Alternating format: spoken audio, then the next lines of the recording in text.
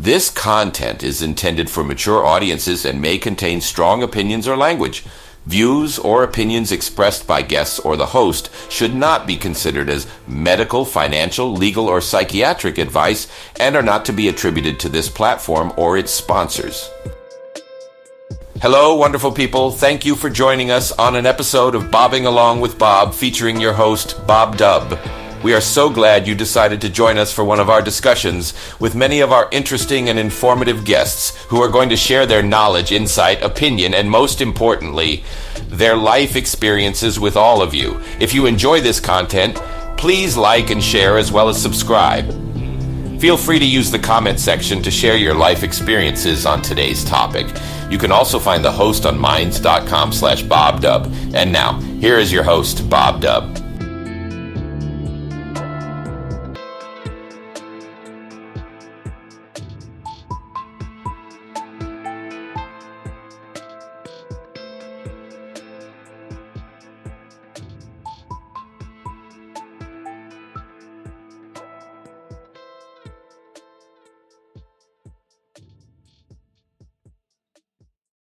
Hi guys, well, welcome back to Bobbing Along, episode 36.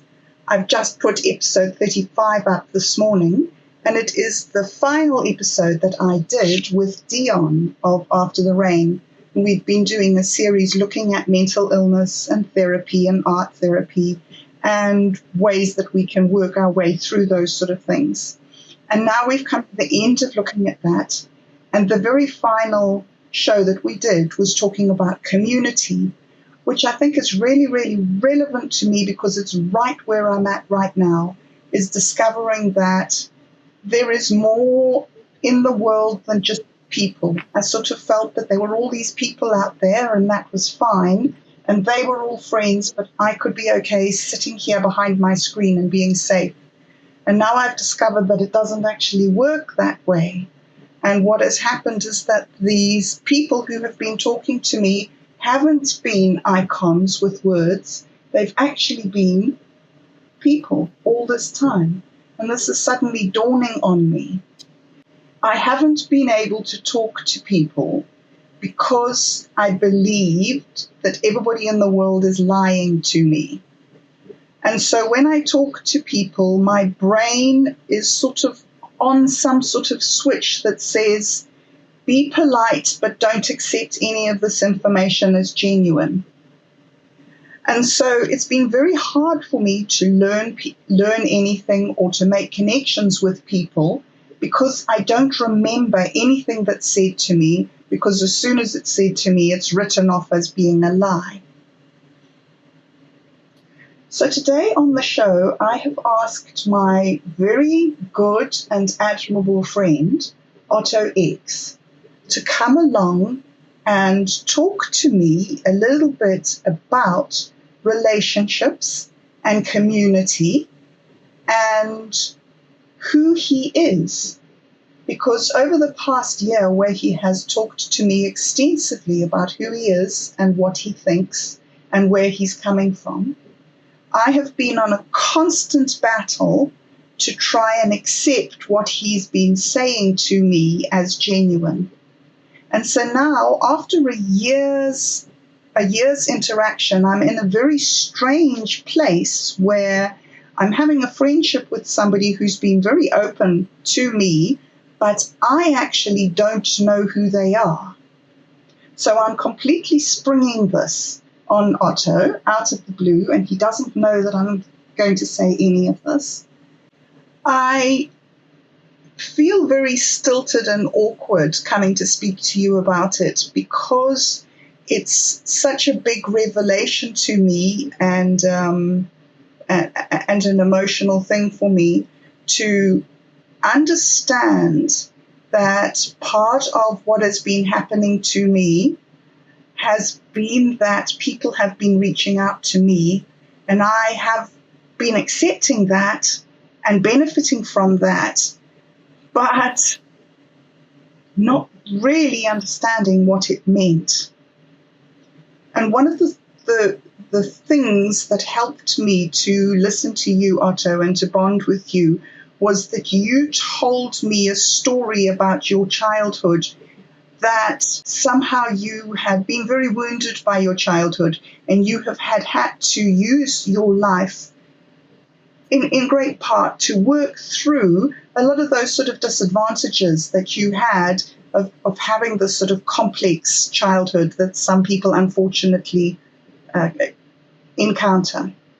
And I was wondering if you would be able to sort of share a little bit of your journey of how you came out of that childhood and worked your way up to become king. Because that, to me, is just that story that you tell. To me, it's inspiring from a personal point of view, but it's also almost a fairy tale. And so it's inspiring just as a story in itself. Fairy tales very often archetypal patterns that our lives follow. And fairy tales can give us a structure to look at. But I wanted to say what you were saying earlier. When you wanted to talk to me about like interpersonal relationships, I'm no expert at them at all. And but of course, none of us are. And I was thinking about what you were saying about the difficulty that, people have, you have, and I have had in making connections with people over the years. It's not something that is easy for me. It's something that takes a long time for me to really connect with people. I mean, there's a lot of levels. There is that level of, as you said, people are going to tell me things, but I don't know about, going so far as to say, well, people are deliberately lying to me, but I just, for the most part, most people, it's like I'll listen to what they say, I'll take note of it, but I'm not going to let it in too far, internalize it, be very polite, just like you say, yes, nod, but you don't let anything go any further.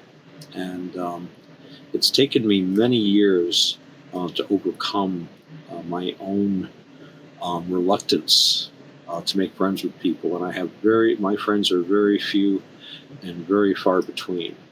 And I've also gotten very, very picky over the years. There was a time when I thought, and you've talked about this, how you want to be more like mentally healthy people, quote unquote normal people.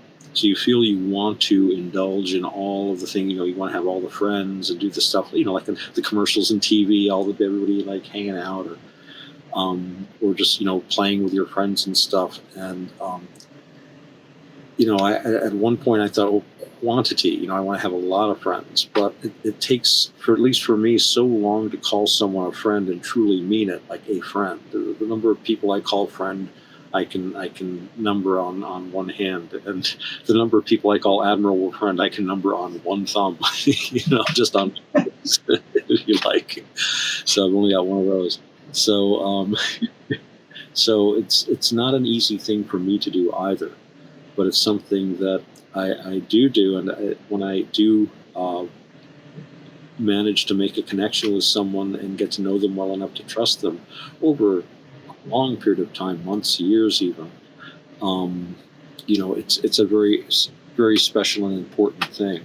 I don't feel driven to, behave exactly the same as everybody else does, but I do have my friends and I have my path in life, and I try to do that as best I can.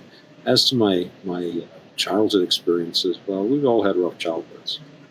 One of the things about Buddhism that I've heard talked about is the idea of reincarnation, or rebirth, I should say properly.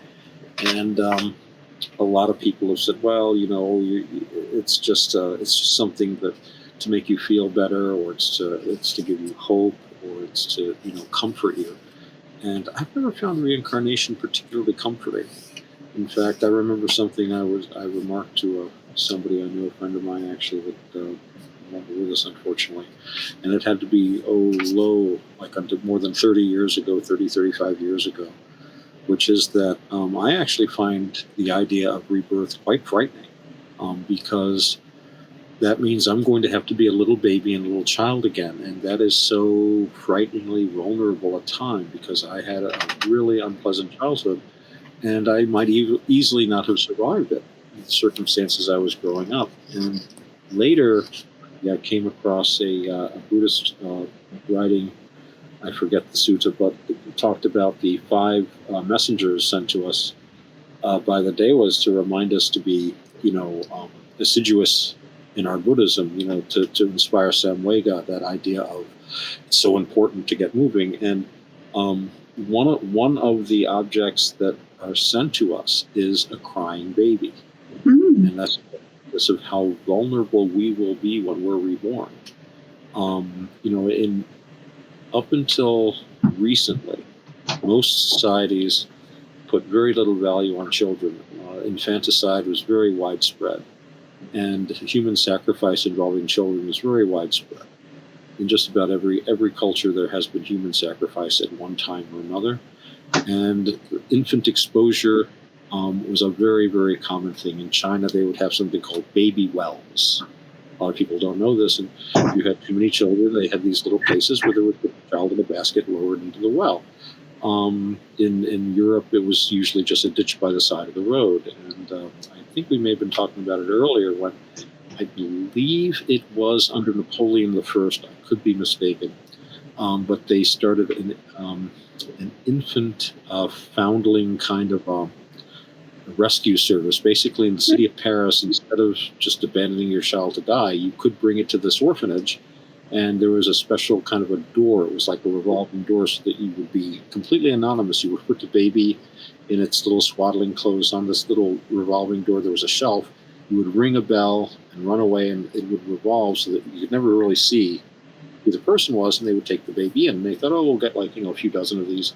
They were overwhelmed with the number of children that would walk to them, because that said, on the one hand, that infanticide was much more common than they thought, and also that people at that point, at least, didn't really want to do it, but they simply had no alternative at the time. And we reversed that trend, in the late 18th and through the 19th century. But now, of course, we're going back to that killing children.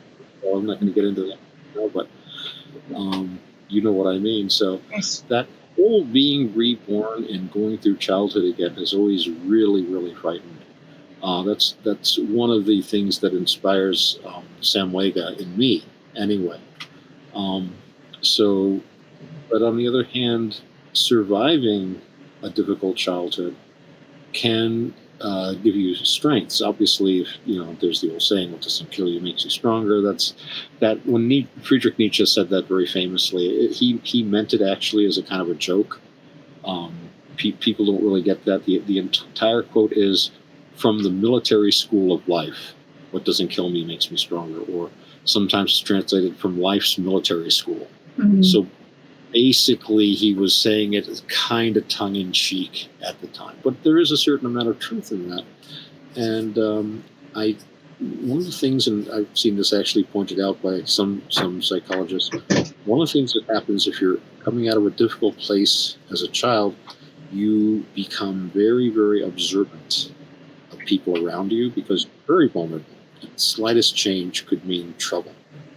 And you become very aware. You don't sleep very well, and I still don't sleep very well to this day. You become very nervous of things, and you have that thing like you were talking about earlier, where you basically, people approach you, people say this, people say that, but you always hold back because you don't know what's going to happen. You don't know when the tables are going to turn suddenly. You don't know when everything's going to be upside down. There's a great deal of chaos in it, and I know people love chaos and Kokopelli, and they love the trickster and this and that, but those of us that have actually lived in his house know that the trickster is not a fun person. And there's a reason why all societies through all of history have done their best to impose order on chaos. And we have so much order in our lives now that we think chaos would be fun. And it can be that everything has fun aspects, but this whole idea of embracing chaos as a lifestyle, I've lived the chaos as a lifestyle as a small child, and I've come to the conclusion that you can have no real lifestyle that you wouldn't be able to that wouldn't it's not a good lifestyle if it's not healthy for you at every age. Talking about the king thing, one of the things I always thought was interesting was that in medieval courts, and this is something that I always thought if I had such as or attained such a setup, which I don't ever expect to. In medieval courts, you had pages. Pages were children. Usually, I'm sure you're aware of this, they would often even trade households. Like pages would generally be of noble birth, basically from the same set of families that they all hung out with, their friends. And they would be sent sometimes to someone else's court. Sometimes they'd stay at your own court, so you'd have your own parents there. But the idea was that, on the one hand, it was the on-the-job training for someone to learn manners, to serve a table. The whole idea that you start at the bottom and you know every aspect. You know exactly how to eat when you've been serving, at table, an 8 or 9-year-old. But the other aspect of it that struck me was that if you're like a ruler, and we'll put it this way, how many adults today wouldn't dare do certain things in front of children? Mm-hmm. We're going to talk about this now. I had that happen to me today, in fact, when I was at the park. There was some kids there and an adult, and the adult asked me something, and I said, I waited till the kids were gone, and I say, well, this, Mm-hmm. and this is common, but the feel I always got from that is they would do nothing, they would say nothing, none of their political decisions, anything they made as a ruler, they would do nothing that they wouldn't do in front of a child. Yes. In other words, there would be no hidden decisions and, oh, yes, we're this. Well, you kids go in the next room while I order the executions, kind of deal. On the one hand, they would just order the executions in front of the kids. But you know what I mean? They weren't hiding things. Yes. And I might be, in fact, I'm sure I'm reading this completely wrong as to how it may actually have functioned a lot of the time. But the idea of having a society that would be healthy for children from the bottom up and from the top down, like that, where you wouldn't be ashamed to do anything in front of these kids, any of your activities. G.K. Chesterton made a wonderful remark. They were at his time they were working really hard at passing what they called temperance laws, which had moved from mere simple temperance, meaning being temperate in your activities and your quotations, with your alcohol, to complete abstinence. They called it temperance movements. They were really pushing hard on restricting access to alcohol and keeping, and just basically it was a very dry kind of a trend in thought. And he pointed out that one of the issues that they were decrying were the gin palaces in the Victorian era. I'm sure you're a little familiar with this. These places that sold gin, which is a hard liquor with all kinds of botanicals in it. People would get men would go there after work, get completely smashed. And there were a lot of issues. They'd pick up their money. It was very bad for the health, fights, this, that. But he said in the old days, before they started all these restrictions on only men can go in here and this and that, whole families went to the public house after work or on the weekends. And the men, he said, would not get overly drunk because their wives and children were there. Yes. And they would do nothing in front of their wives and children that they would be ashamed to do. But you see where, it's when you remove when you remove the restraint of the culture and of people's natural good feelings from something, you make it into an artificial stimulation. And, Chesterton said something else that I wish I could remember the exact quote, but basically he said that humans are always better than or worse than animals. Wow. And the example was having to do with sex. He said, no animal is chivalrous or obscene. Only humans can be chivalrous or obscene. Wow. When it comes to a relationship. And yes. So there is that idea that I really like of, again, living your life openly with your family, and it should be a life that men, women, and children can all live in together without having to hide their activities from each other. I would not want. I mean, obviously, there's some things we want privacy for, yes. But not saying, well, you guys stay at home. I'm going to go down to the bar and drink hard liquor.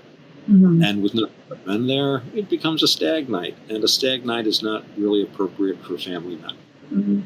Not really. I mean, occasionally, but you know what I mean? It's Yeah. one thing when the young, late teens, the teens, 17, 18, 19, are going out.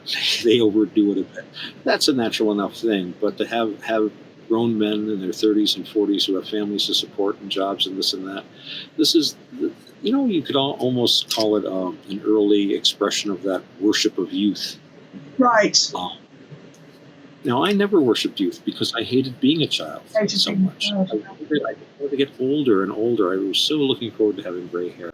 Without having it now, but it was really something that I always wanted, and I never. Well, there you go, and I think it's very becoming. Oh, thank you.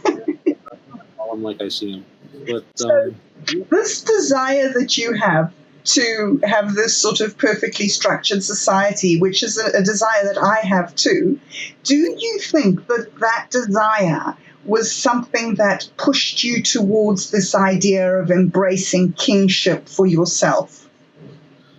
The monarchy, yeah. Or was that just an opportunity that just arose for you just out of left field? At the time, I'm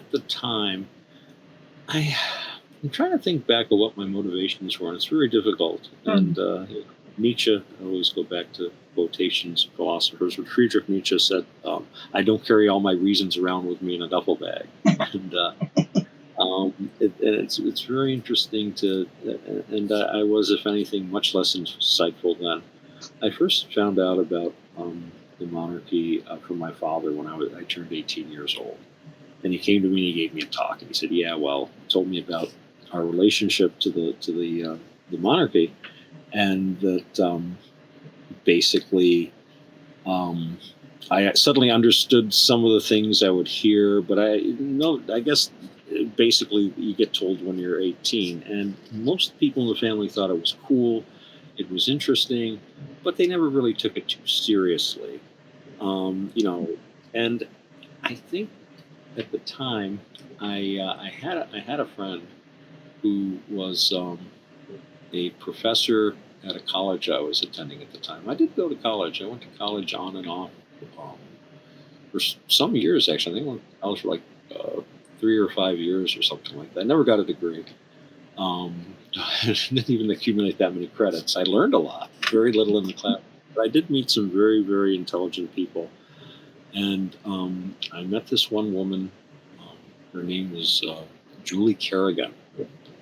Doxing her here. I don't even know if she's around anymore. And I was attending this one college very briefly, and she was teaching, mostly she was teaching psychology courses, but her degrees were all in history, but they didn't need a history teacher. So she got to teach one course on medieval history and then like a bunch of Psych 101 and 201 courses, like that.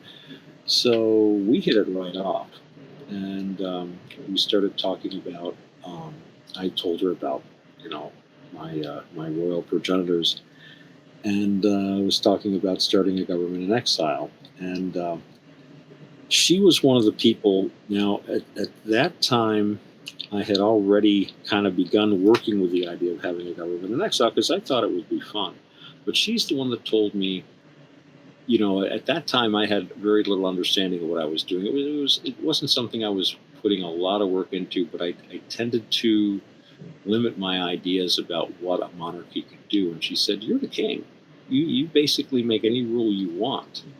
And I mean, there is, for example, a tendency for us to imitate the feudal traditions of Europe, dukes and knights and this and that.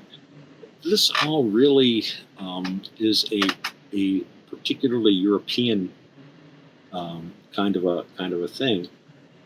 But I'm skating around. Why did I do it? I think the main reason I had at the time when I first heard about this when I was 18, and at that time I had another friend, another professor named Bob Clayton, and he encouraged me to start a government in exile. He was like, "You should have a government in exile," and then I'm like, well, I'm not a direct lineal descendant, but on the other hand, many monarchies are not passed down patrilineally.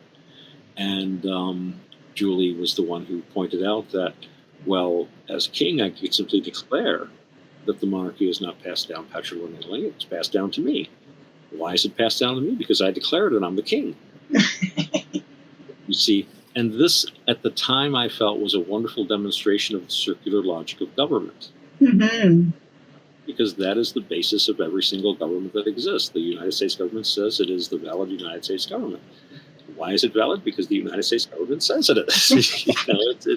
All governments operate that way, and their only real basis for existence is their ability to defend their borders, and to collect taxes. It's basically, when you get to the bottom of it all, it's a might makes right kind of a thing.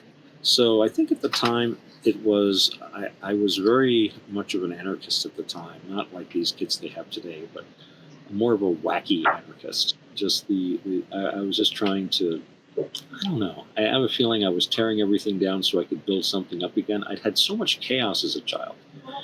And I got to a certain point where I suddenly discovered I was free from a lot of the fear that I used to have to live in when I was only when you're 2 foot tall in a world of giants, it's a scary place. Mm. And when you finally get to be one of the giants, it can be a strange adjustment. And of course, I didn't want to be, there's that line in Shakespeare, how wondrous it is to have a giant's strength, how tyrannous it is to use it as a giant. I never wanted to be a tyrant. Mm. So for me, the monarchy was a way to, I think it was a way to build myself up after I'd been ground down. When you go around, when you're the king, hey, it's good to be the king. It is a way to give yourself a massive kind of a pat on the back. Yes. Thing, but it also has always given me a certain structure to my life, and I've been, at it so long now. It's really just an unconscious part of me. I'll tell you the truth, but it was a couple of different things. It's hard really to fathom all of it, but part of it was I think I was trying to demonstrate the foolishness of government at all. Mm. And part of me also, though, I always felt that, even when I was a kid, I always wanted to organize things better than I saw them organized around me. I always thought I had better ideas about things. It was always so frustrating not being able to communicate with the kids around me who just didn't want to even know what I was talking about. The adults would listen to me, but they were just adults, and I was just a kid. So there was very, couldn't do too much there. Pat on the head, oh yeah, that's good. But so yeah, it was. I don't know. It's very hard to figure out, but I think in part it was a demonstration of the silliness of authority in general. But if anyone was going to have an authority, I figured it was my turn. Maybe that was it. I don't know. But what got me, though, is how many other people got really interested in it. Because that's an interesting part of your story, is that you had a court and you had a whole lot of people who wanted. I had a 40-man military police force at one time. I had people working for me that I didn't even know who they were. I'd go somewhere and people would start saluting me as sire and king and this and that. I always discouraged the sire thing, by the way. They were only close personal friends. I never went with majesty. I always thought that was a bit over the top. And I don't even think the British monarchs did that before Elizabeth. Majesty was reserved for like God. It was God's majesty. So I always went with highness because I was such a heavy pot smoker at the time. I said, well, at least highness. So you can call me highness if you like, but just king, or it wasn't a big deal. Some of my close personal friends would call me majesty or sire once in a while, but I just let that slide. But they were always trying to fit everything into what they knew of English, usually specifically English feudal ideas. But yeah, my idea was for it just to be, I was inspired, I think, by Emperor Norton. If you know about Emperor Joshua Norton. Norton was Emperor of the United States and Protector of Mexico. He held his court in San Francisco in the 19th century. And Robert Anton Wilson, in his Illuminatus trilogy, has a wonderful section about Emperor Norton. And Emperor Norton was a man, he was actually from South Africa. Oh, really? Wow, yes. His father was one of the earlier settlers there who built the first synagogue. Good heavens. South Africa. Wow. South Africa's had a very, very close relationship with Jews for a lot of its existence. And in fact, I believe South Africa and Israel developed atomic weapons. They did atomic weapons research together, God. or even detonating a bomb in, believe it was like the Indian Ocean or the Southern Atlantic or something. Got caught by a satellite, and then interestingly, and that's when Israel was developing its nuclear weapons program. Apparently, they got the plutonium from the Mormons. Wow, really? Interesting. Yeah, Utah. They got it from Utah, which is really the U.S. government, I think, was involved as well, but they actually directly approached the government of Utah. And anyway, I guess South Africa backed off entirely from it. But anyway, getting back to Emperor Norton, yeah, he came from a well-to-do family, and he himself was a very successful merchant. And he apparently was in San Francisco, where he had cornered the rice market. He basically spent all of his money buying up every grain of rice he possibly could. It was all sitting in his warehouse. And I guess, I forget the details. I'd have to look it up.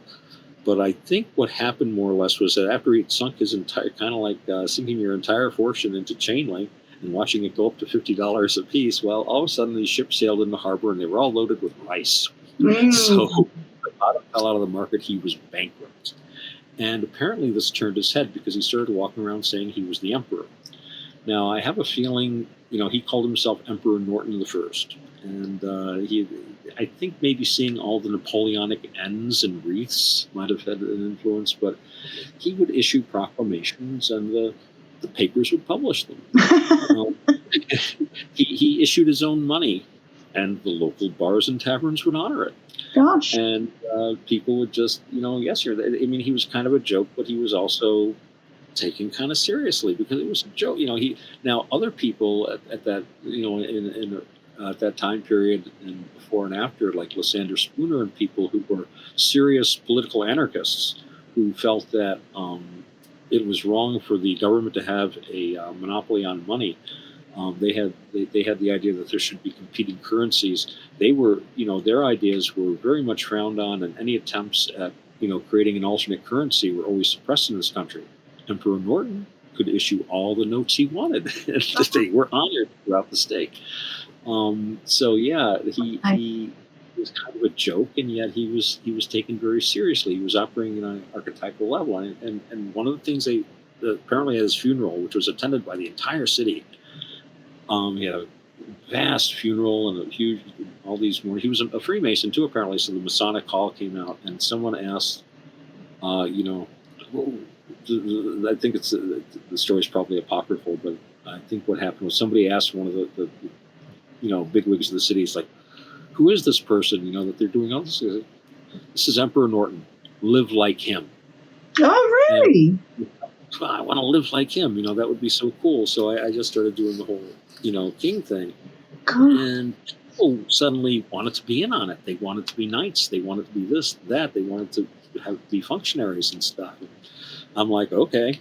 And I thought it was great fun. And then I realized that these guys were taking it very seriously. I remember I was talking to this one guy, and I was trying to explain to him that, this is really just kind of a philosophical exercise. And he got upset at me. They would get upset at me if I questioned any aspect of the monarchy. And Gosh. I started noticing some very interesting psychology about the thing. For one thing, I had my chief of security, my generalissimo. He was the generalissimo of the Royal Military Forces, my military arm.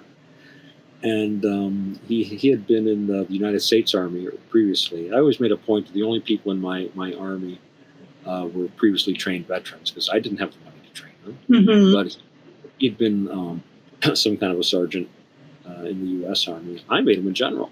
He really liked that. And he also got a big kick. He was a great strapping guy. He was like 6 foot something, and a big bushy beard, and great big strapping Ukrainian guy, actually, of Ukrainian descent.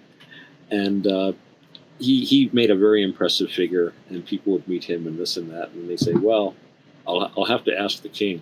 It's like, well, you're not the king? Oh, no, I'm just, it's like, it's great to have a secret chief. It's like, you mean there's somebody? And then I'd walk in with a bodyguard on either side, and all these people giving me the absolute. Walk to the bar, and they would just, the bartenders were all into yaps, so they would just hand me drinks. I would never pay for a drink. To be fair, I usually tipped at that time heavier than I would have paid for the drinks. I gave them more, so they still thought it was great. And I remember one day I was in the bar, and this person came in and said, "I want to buy him a drink," and the bartender just jaw dropped, like, "You want to buy him a drink?" And then took their money and held it up and very clearly stared at them and looked them right in the eye, picked up the money that they put down for my drink and put it directly into the tip jar. Didn't go near the register. Just did. In other words, this man does not pay for a drink here. Gosh. And it was very exhilarating, when people treat you like that. Yeah. It was a huge little ego boost. But then part of me was saying, this isn't that healthy.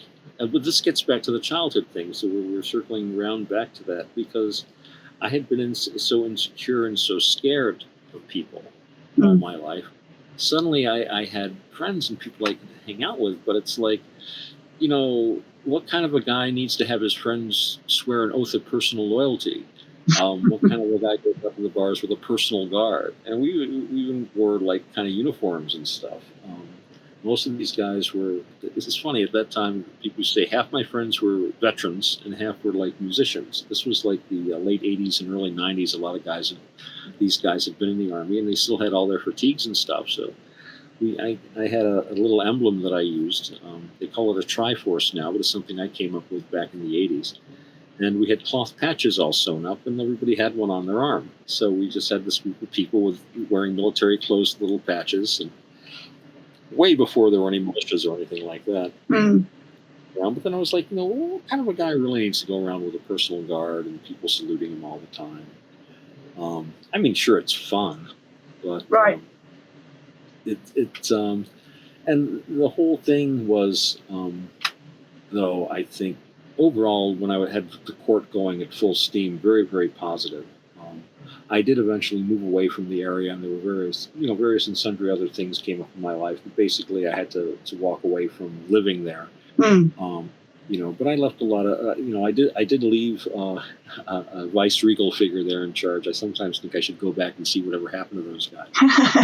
Very much a cult personality. We did have some amazing parties. I remember every Halloween we'd have we'd call it our conclave for the chivalric order I had created called the KPT, which stood for Knights of the Picnic Table. And the full title of it was Sovereign Military Order Knights of the Picnic Table, SMOKPT. And I remember one time it was Halloween. There must have been about 100 people at this party. We had the Yap flag fluttering in the breeze, bonfires going. It was just a really wonderful thing. There was a lot of LSD involved too. Yeah. But then you got to a place where you walked away from that life and got married, didn't you? Yes, I did. For my sins, I did walk away from that. Again, it was a little more complicated than that, but basically that was the opposite part of the state where I'm at. In fact, I am almost as far across the state from that spot as I could possibly be. I had a chance at that time to go either west or east. And interesting little thing happened. Talk about omens. I'd been living in the city of Buffalo, and I basically was trying to get out of the situation I was living in at the time. And I had moved outside of Buffalo to a small town, I don't know, maybe a 40-minute drive from there. And I said, I got to go do something now. I knew some people out in California at the time, including a friend of mine that was working in television. Actually was producing infomercials, if you remember infomercials. Mm-hmm. Yes. Like a whole half-hour commercial. And this person was actually with Florence Henderson doing the Wesson Oil commercials. He invited me to come out there. And I thought that would be interesting. But on the other hand, my older relatives, my mother, my aunt and uncle at that time, were all living in eastern New York. And I didn't quite know what to do. And I was sitting in this little house I was renting at the time. And all of a sudden, a thunderstorm came roaring out. And a lightning bolt struck in the front yard. I was sitting on a couch, and it was struck. Boom! It was so loud and crash. I was on the ground. I mean, I just basically threw me off the couch, and I was sitting on the ground. And I'm like, wow. And I got up, and then a lightning bolt on the other side of the house went boom. And then a lightning bolt hit a third side of the house. Boom! Heavens. And then it stopped. And the storm went away. And I said, well, one lightning bolt was to the south. One lightning bolt was to the north. One lightning bolt was to the west. Mm-hmm. I'm going east. And so that's one of the main reasons that I moved to the eastern part of the state. So God's really wanted to get your attention. And they did. They did. So, and there I ran into the person that I eventually married, who I had known before then, and came back into town, and she was having some difficulties, and I helped her out, and she helped me out, and next thing you know, we moved in together, and you know, there was that moment when actually what happened. We'd been living together for a few weeks, and maybe a month or so, and her stereo broke. And, well, we'll have to get a new stereo. And we just looked at each other because we were buying something together. And that's like, oh, wait a minute. We're starting to share things here now. And then the first thing wifey says is, well, who gets it when we break up? And I said, well, you can keep it, you know, if I move out. This was a very casual relationship. Yeah. In other words, early on. And I'm like, okay. So I think we've gone through two or three stereos since then. Over the last 7 years. Wow. But, congratulations. Yeah, what a wonderful effort. Well, it is quite an effort. Yeah. But, well, you know. I know. I was talking to this kid at work who has a steady girlfriend, and it's the same thing I told Wolfgang when he got married. I told you the Wolfgang marriage stories, and I said, you know, the trouble is people think marriage is supposed to be fun. It's not. Marriage is not supposed to be fun. It can be. It can be the most fun ever, but really it's supposed to be about a team working at things that are often very difficult. Yes. And although fun is fun, it's also good to have someone there that can help you when you're going through difficult, not fun times. Yes. You know, it's important to have someone, you know, that you can have fun with, but it's also important to have someone that you can work with through difficult things. Yeah. And that's where a lot of those things fall apart, unfortunately. Where, you know, I told you the story of some friends of mine who they'd been married for years, and, you know, they had something happen negative in their lives, and I was nearby, and I thought, okay, well, they're going to pull together. Instead, they started fighting with each other over it. And it's like, that doesn't help anyone. You know, I think, and again, I don't mean to be pointing fingers and telling people how they should live, but to my mind, if you're in a relationship with someone and a difficulty arises, your first instinct should be to pull together, how can we fix this together? Not, it's your fault, it's your fault, it's your fault. So yeah, it's not meant to be just fun. And again, it can be the most fun in the universe, but there's a heck of a lot more to it than that. And Yes. we have a whole society where people don't want to even be inconvenienced, you know. It's like the thing about, you know, Homer Simpson putting in something in the microwave in 16 seconds. How can I wait 16 seconds for this? I'm like, I mean, yes. if you've ever made bread, you know, it's like bread is not an easy thing in real life, you know, flour, ingredients, and letting the dough raise, and kneading and re-kneading and heating the oven and all that kind of stuff, and you get delicious bread. We're really spoiled by the fact that we just open up a plastic bag whenever we want, and there's bread. Amazing. Well, I think it's amazing. I think that my own personal opinion is that the path to mental health starts when you find your other you, your other half. So I just think that it's just great. People who are in relationships, long-term relationships, are just my heroes.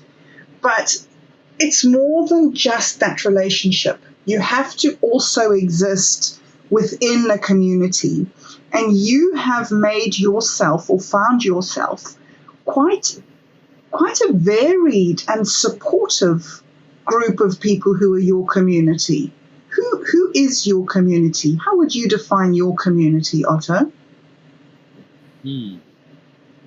Well, it's like many of us, I think our communities are scattered in time and space. At one time, and of course, certainly before electronic communications, much less the internet, even before the internet with telephones and telegraphs and even letter writing.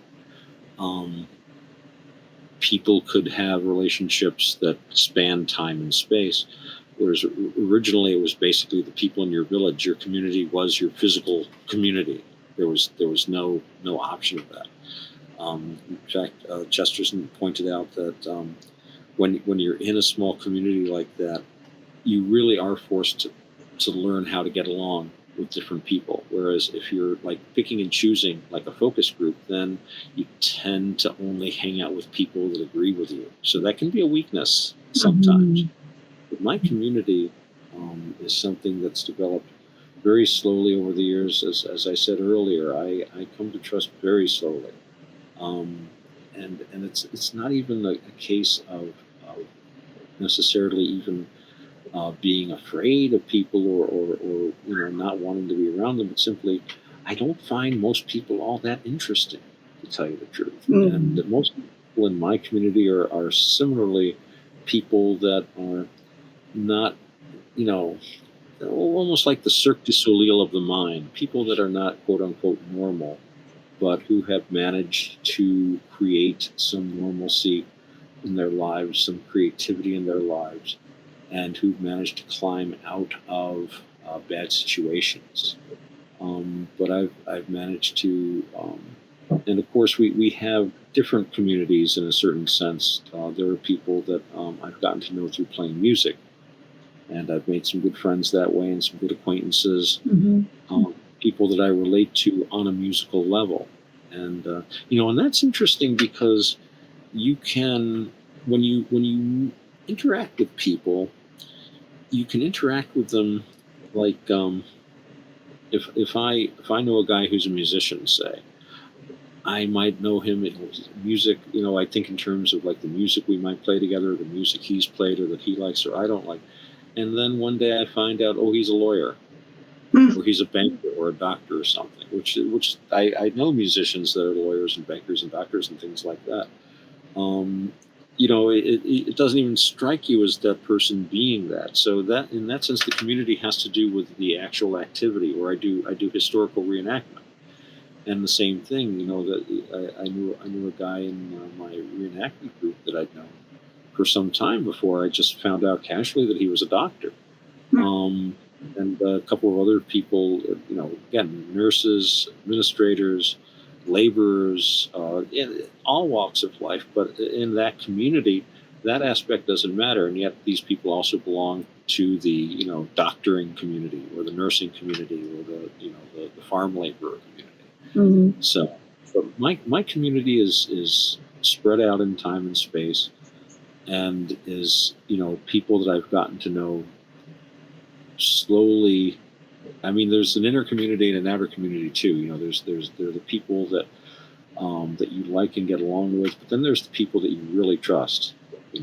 Yes. If I was going to put on a deep sea diving suit, and I needed someone to pump the air, I turned the little crank to make sure I had enough air so I wouldn't drown. And I was getting into my, I would, like for example, I would say, here's my wallet with all my money in it, my ID and everything. Now I'm going to put on this suit and jump overboard. Please keep pumping that so I don't die. I would trust you with all my money and the air pump. And I would go down there without hesitating. I wouldn't do that with everyone. And some people, not even because I think that they would be necessarily be mean or nasty, but simply because they'd be forgetful. They'd forget to bring some people. Oh yeah, was I supposed to do that? Oh, sorry, I was taking a break. I said no. My union rules say I can only pump 45 minutes without a break. And so yeah, so yeah. But I think a lot of us though find our communities like online. I found a Mm. lot of fascinating people on minds.com, for Right. example. And I've found some very interesting communities there that function on an internet kind of a level. And these can be very supportive. These can be very supportive of creativity. It can lead to in real life friendships too, as it has in my case. And it, but I think it is interesting that we always have these different levels that we will commune with people. I guess a community is people who commune, and we can commune with shared skills sets, shared activities. There's nothing more shared as an activity than playing a song with other people. It's the most amazing thing. Um, it's quite the experience. And I remember the first time I was learning how to do it. It was very difficult. Mm. And but after a while, especially as you get better at handling your instrument, and I'm no Jaco Pastorius. I'm not really all that great a musician at all. But it's but even so, even somebody with a modicum of talent can have a lot of fun and really experience a kind of a communal activity um, that that um, that is only attainable through though a lot of hard work. Right. It's fun hard work. It's hard to just Mhm. and we're so conditioned to you don't want anything difficult. So Yeah. So, what do you think that your community does for you? I mean, you've connected these people together over, you say, a few years and a large geographical area.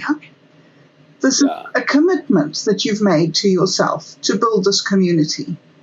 What Well, does it give you? uh, Why is it important to you? well, well. One thing I'll point out before going any further is that they've also collected me. Yes. So it's not just me. Yeah. Although that does sound kind of neat. Like here I sit on my throne. I will. This pawn will be mine. Now what can you give me, my community? Now that I have you, it's. Not like that at all. I know. It's just the way you put it. It just strikes me as very.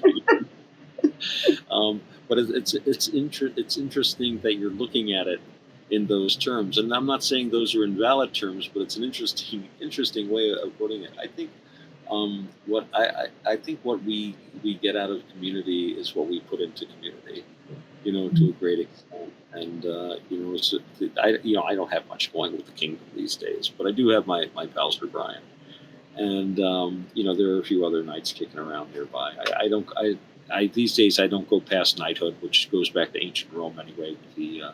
The I keep wanting to say the equatorial class, the equites, the equestrian class, I should say. Yes. Well, not equatorial, actually, it's the equatorial class. But I'm always giving him a hand with stuff. He's always giving me a hand with stuff, and once in a while he'll make a joke like I forget, helping him like cut down a tree or something, or clean his yard, or watch the kids for him or something. Help me put up some cameras or do some yard work. He really helped me like change tires on my car one day.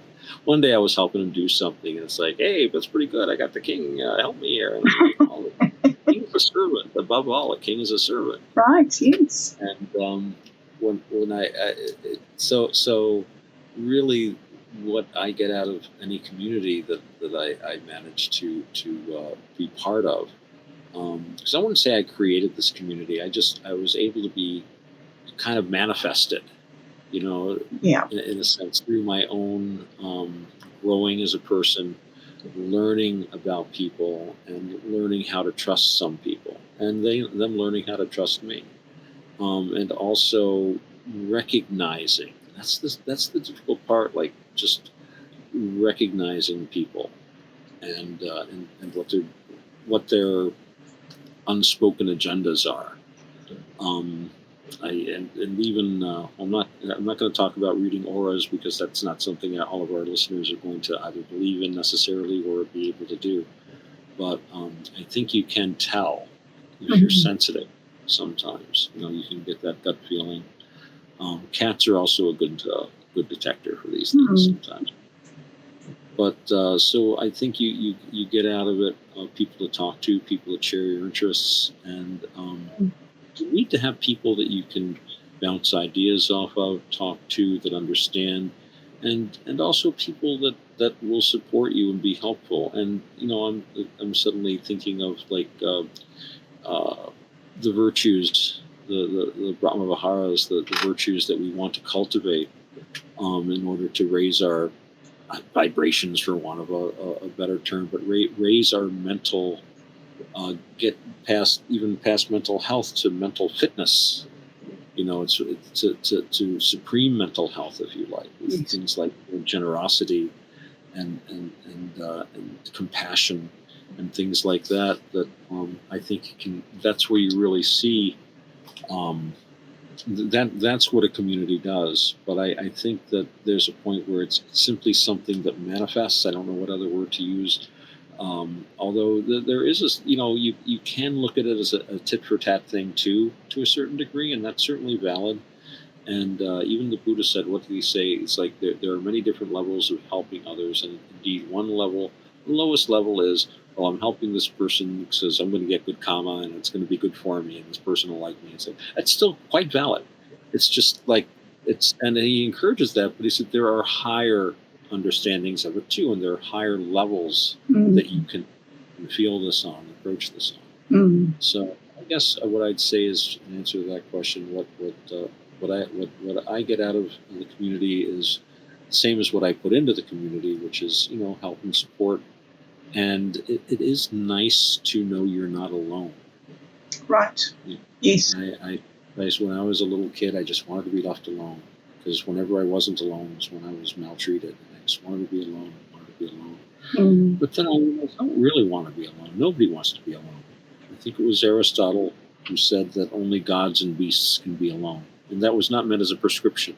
That was not meant to say, if you're alone, you can be a god or a beast. No. It's just that basically being a god or being a beast are two situations which are impossible to us, because we are not beasts. We are not gods. We're humans and other people. We really do.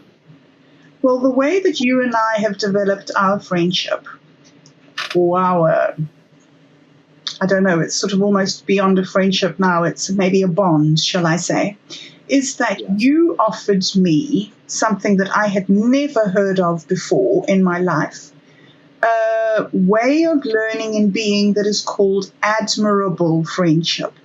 And I thought maybe we can just finish off, and you can just maybe explain to people who haven't, like me, haven't heard about admirable friendship, because I put a lot of the progress that I have made in journeying towards mental health as being a result of developing this type of bond with you, this trust relationship with you. And I had no idea how to do it, or that it existed even.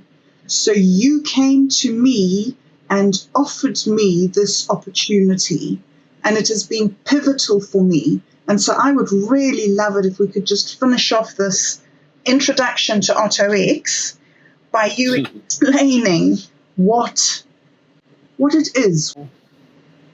Admirable friendship is a technical Buddhist term.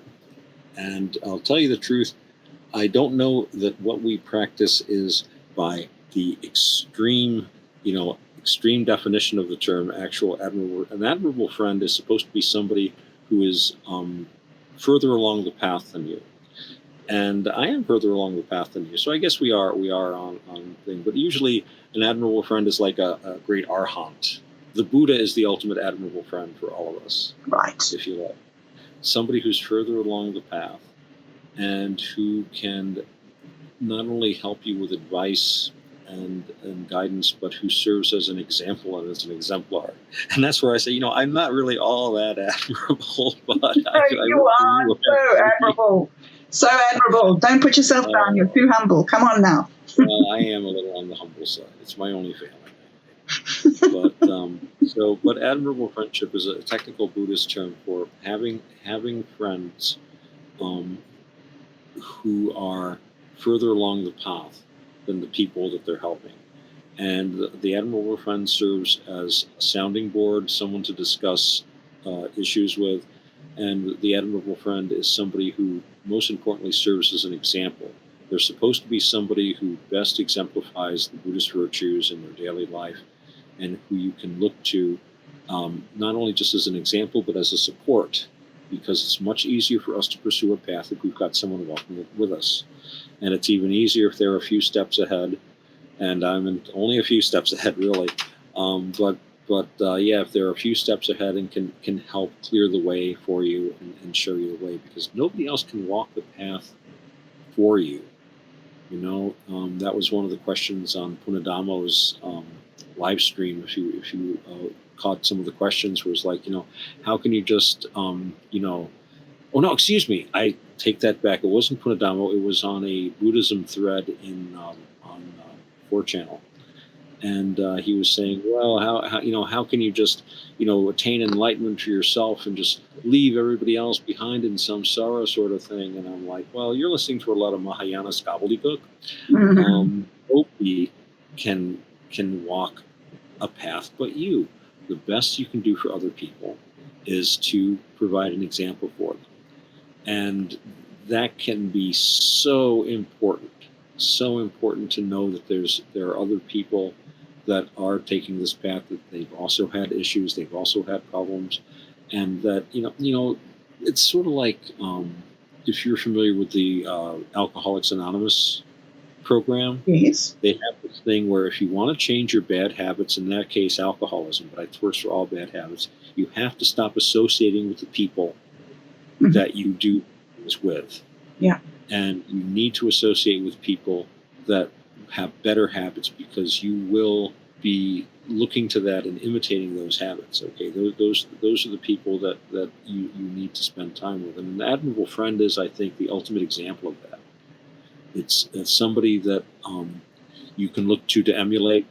You can look to as an exemplar, and who, very importantly, you can talk things over. You remember when the Buddha was giving his son instructions about meditation and the path and so forth, and he says, you consider whether something that you're going to do is going to have bad results, and then if you think it's going to, then you don't do it. But if you think it's okay, you do it. But if it does get bad results, you stop doing it, and then you talk to someone further along the path about it. And then, you try to understand what you did unskillfully, and then you resolve not to do it again. And that's a very central instruction, is you talk it over with someone else further along the path who you can trust to give you the real Dhamma, who's not, oh, don't worry about that. Well, we can just bend that precept a little bit. Oh, the Buddha didn't mean to observe that precept all the time. Have another drink. Let's not, there's too much of that, too, in the Mahayana, and even in what should be, good Theravada Buddhism. So. But anyway, so the admirable friend is basically not just a friend to talk to and to advise, but a friend who's supposed to be, above all, an example to you. That is amazing. Well, I would like to take this opportunity to thank you for your admirable friendship and for the things that you have introduced me to, the ideas and the concepts that you have introduced me to that have been so helpful to me on my journey. And I'd like to just mention, if there are other people listening who are interested in some of these ideas that you have shared with us today, these ideas of community and being together and putting in what you want to get out and things, is that you actually have a channel over on BitChute, is it, where you offer nuts and bolts guidance to people who are seeking. Can you tell us a little bit about that, just to finish off? Oh, well, I do have a BitChute channel. It's linked there from navakavada.org, and link below. And yes, indeed. It's basically a place where I do occasional videos. I don't have any kind of a regular schedule, but I have made some videos talking about Buddhism. There's some of the videos go way back, and some of them when I was still formulating some of my ideas about Buddhism, especially some of the earlier videos are me having discussions with Panyobasa Bhikkhu. He's no longer a Bhikkhu, but at that time a Bhikkhu on some of these subjects. And I do think that, I think I have a cat here. Sounds like you do. She's obviously needing dad time. She does. But anyway, oh my goodness, she's saying that. Hang on, come here. I got this little girl. What a good cat. But yeah, it's a place where I make occasional videos. I'd like to start making them more regularly. Of course, it's tough with the work schedule, but anyone is more than pleased to go there. There's also some non-Buddhist stuff, some interviews with some interesting people, you included. And sometimes I just rant about like random things. But anyone would be more than welcome to go check that out, certainly. Well, Otto, thank you very, very much indeed for your time today and for sharing yourself so generously with us. And if things go well in future, we are planning to develop this into a weekly podcast. Are we not? Yes, we are. That would be wonderful. Let's see how things work out. But so far, so good. So far, so good. And so, to end off, let me say, I hope that you will all be coming back again next week for our next really interesting dive into community. And I have a whole page of questions here that we haven't even got to. So we have a lot to talk about. So until next week, farewell. Farewell. Meta, my friend. Meta. Thank you for listening to Bobbing Along with Bob Dub. If you enjoy content like this, be sure to like, share, and subscribe. Or better yet, come and join us on minds.com/BobDub. If you are not already a member on Minds, get a free account on this open source social media platform. We look forward to seeing you next week for another episode of Bobbing Along with Bob. And if you can't wait a week, you can find older shows here on this channel. Goodbye, everyone.